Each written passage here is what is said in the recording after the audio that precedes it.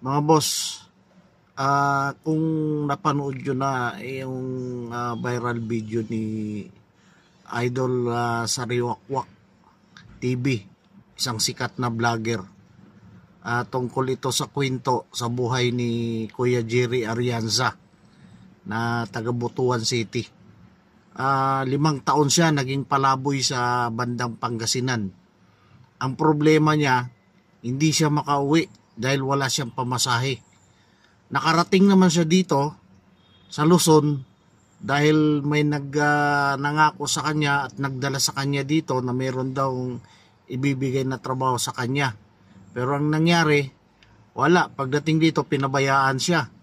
Hanggang sa naging palaboy siya sa loob ng 5 taon.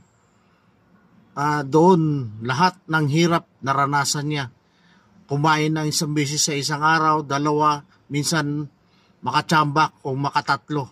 Karamihan pa daw wala.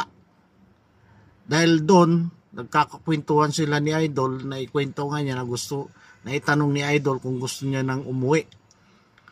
Nung may tanong ni Idol yon, doon na siya umiyak. Nakiusap na nga na matulungan na yun nga makauwi.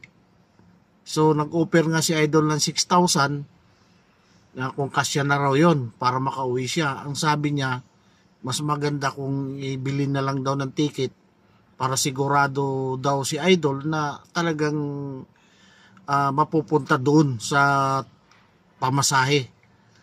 At gusto na rin niya makasiguro na talaga makakauwi siya kung ticket ang bibilhin. So yun, ang masakla pa sa kwento ng buhay ni Kuya Jerry, 5 taon na nga siyang palaboy, nakulong pa siya mahigit 1 taon dahil lang sa isang pirasong snowber na natumba daw, nahulog, lumabas doon sa parang tindahan. So napulot niya, nakita sa CCTV, yun pa yung naging dahilan para makulong siya sa loob ng mahigit 1 taon. Kaya kawawa. Mga boss, panoorin natin ang kwento ng buhay ni Kuya Jerry. Pas, ano hinahanap mo, boss? Ano hinahanap mo? Malakal ako po. Kalakal? Bakit po? Pagkain po po. Wala kayong pagkain? Taga saan po ba kayo? Saya po. Bisaya? Ba't kalayo naman? Nangunguha yung tao sa amin sa dapat kaya dali dito. Bakit?